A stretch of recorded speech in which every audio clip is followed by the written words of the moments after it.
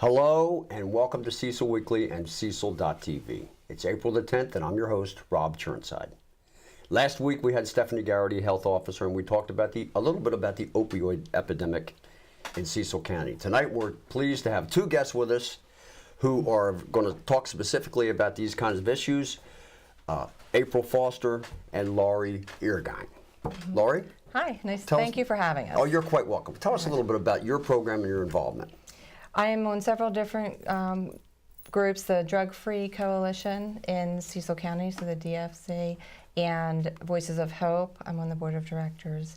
I also write a column for the Cecil Way called Shift the Focus to help people shift the focus from their addict to the family. I've seen that. Yeah. And April and I support each other at different times, doing different things. It's just family advocacy, mostly on my end. Awesome. And April, tell us about your organization. I started Steps Recovery Resources back in 2014 to help people that are dealing with this disease and their families. I didn't want anybody to be alone. When I tried to get help for my daughter, I was kind of alone. And there wasn't a whole lot of support 10 years ago. So we've come a long way in 10 years. We provide resources and support to family members and the person dealing with the disease of addiction. I'm also on the Drug Free Communities Coalition and was just voted onto the Drug and Alcohol Abuse Council. So I sit on those two boards also. So you're both very enmeshed in all the efforts that we have going on in Cecil County to combat drug abuse, maybe specifically opioid abuse. And there's an existing framework within the county. Yes. And maybe there are some things that 10 years ago weren't even there. But there's probably things that are lacking today. How can we improve upon our existing framework, in the opinion of both you guys? We need to work, when the Drug Free Communities Coalition, we have all the different parts of the community. We have the pastors represented, the police, hospital, Voices of Hope, Steps Recovery Resources. So it's many different organizations coming together to see how we can help the opioid problem in the county. We've got people like April and I. The first thing that I ever started was ADA family trauma, because it's very traumatic when you find out that your child's an addict. And so I do a lot of consulting, a lot of phone calls from the health department, as I think April does also, to just support parents. But working together, open-mindedness from the community organizations. Open-mindedness. That's a real can of worms. That doesn't really just stop with community organizations now, does it? No, it involves parents, other family members, the businesses, things like that. It would be important for the businesses to give us platforms, and also, sponsorships through our many community events that we do. We just did movie nights at the health department for the past 2 Thursdays, showing films about addiction, and one of them was Healing Neen. Healing Neen has to do with a young lady that was actually incarcerated in Maryland prisons. She had 66 convictions on her record, and now she is a huge proponent for mental health and trauma-informed care throughout the United States. And it gives people that are in recovery a lot of hope. What is trauma-informed care? Go ahead. As trauma-informed care, a lot of people drink or drug because of a trauma earlier in their life. And so it's not just looking at, go to rehab and fix this. It's going back to their history and trying to help them work through some of the things that have caused them to want to numb themselves through drugs or alcohol. So the disease of addiction has its roots perhaps in mental health issues or things that happen to a person. Correct. Yes. Yes. And I would think correct me if I'm wrong, I would think that one of the attitudes that we maybe need to change still even is the fact that addicts are inherently evil. Oh no.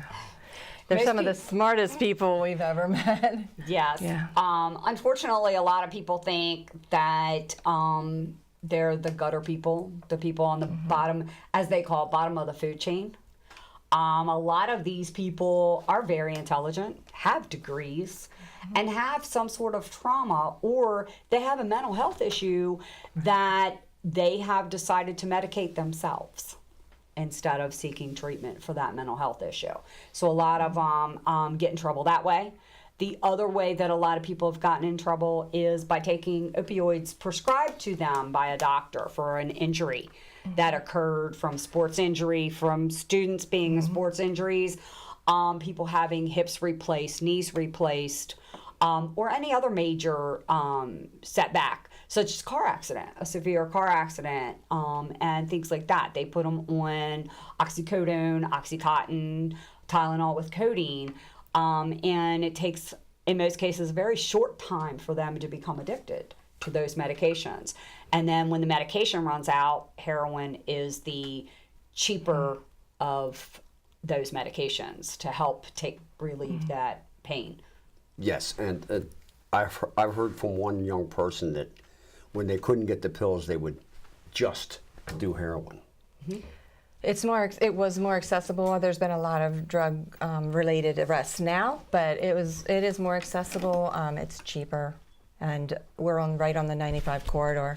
So, we're between two major cities. Kensington and Philly is very popular for Cecil Countyans. It's not that far, and so it's more accessible. Well, it sounds like there's efforts at prevention. And one of the things that, April, that we were talking about earlier, and you work with people who are addicted. Yes. And you said that you mentioned in your counseling sessions that you asked the person who's addicted. We're getting ready to wrap up, but I think these are words to leave our viewers with. There's always hope. You work with Voices of Hope. I do. And you give people hope that you counsel and that you work with. Yes. But you said that in one of your sessions, you said to people, what did you do that was really cool? What are some cool things you really did before you became addicted? Yeah, I try to get people back to their roots. And, I look at it this way, where there's life, there's hope. Okay, I tell parents to never give up hope. I make them promise me two things. Number one, that they'll never give up on their child. And number two, that they'll never stop praying for their child. Those are two very important things. But when a person is in recovery, they can become overwhelmed. And you try to take them back to their roots and kind of say, okay, who was the cool person before? What were some of those activities that you did when you were younger and that you really enjoyed? Would you enjoy doing those things again so that you can get that person back? And that's where they want to be, back to a person that they used to be, that used to have fun. Well, thank you both. Your efforts are very much appreciated by the folks in Cecil County. Thank you. And everywhere, I'm sure. And there's contact information for both of you, I'm sure. Yes. Yes, there is.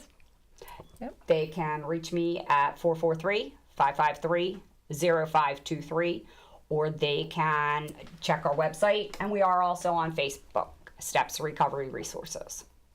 And yours? And my number is 443-350-0909, and they can reach me at lfry@adafamilytrauma.net. Hats off to both of you. Thank you. Thank you so much for having us. Yeah.